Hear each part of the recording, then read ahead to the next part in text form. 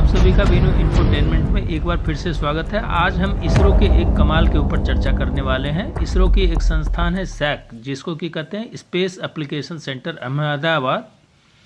इसने एक नई तकनीक का इजाद किया है और यह तकनीक दुनिया के सोलर एनर्जी उत्पादन को एक नई दिशा देने वाली है।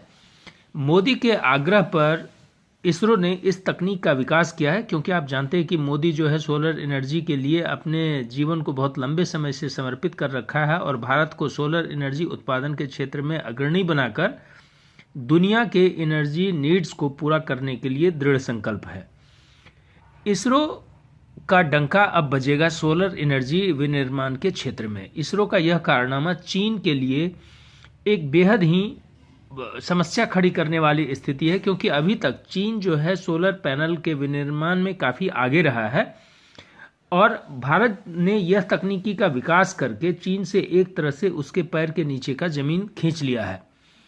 इसरो अब बताएगा कि सूरज की रोशनी से कहाँ और कितना निर्माण कर सकते हैं बिजली। इसरो द्वारा विकसित एंड्रॉयड बेस्ड टेक्नोलॉजी निभाएगी इसमें अहम भूमिका। भारत करेगा इस टेक्नोलॉजी का विश्व के कई देशों में निर्यात और खूब कमाएगी मोटे पैसे।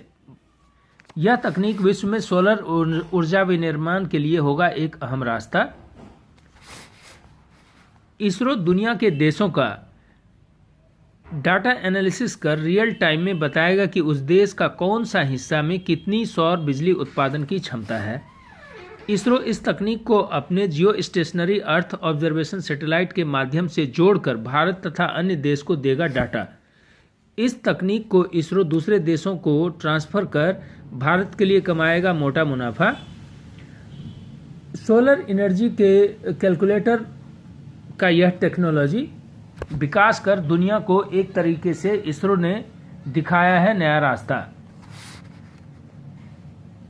पाकिस्तान अब यह सोचने पे विवश है कि काश इसरो जैसी संस्था उसके यहाँ भी होती, क्योंकि पाकिस्तान की डूबती नैया में अगर वहाँ के पेट्रोल का खर्चा कम हो जाए और सोलर एनर्जी उत्पादन की क्षमता बढ़ जाए तो कुछ उसकी इकोनॉमी सुधर सकती है।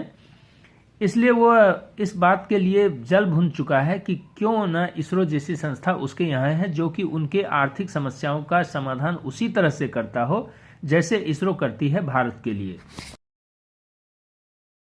यह तकनीक महीने तथा साल भर की हर जगह की संभावित सोलर एनर्जी क्षमता का प्रति वर्ग मीटर में कितना किलोमीटर उत्पादित किया जा सकता है तथा किस कोण पर सोलर पैनल लगाने से कितना बिजली बनेगा की देगा पूरे विश्व को जानकारी।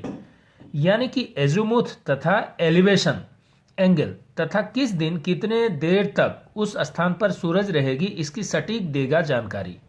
यह जानकारी पूरे वर्ष का उपलब्ध होगा और इससे प्रत्येक देश को अपने यहाँ सोलर उत्पादन के लिए लगाए जाने वाले पैनल को कहाँ और कैसे लगाना है इसकी मिलेगी सटीक जानकारी।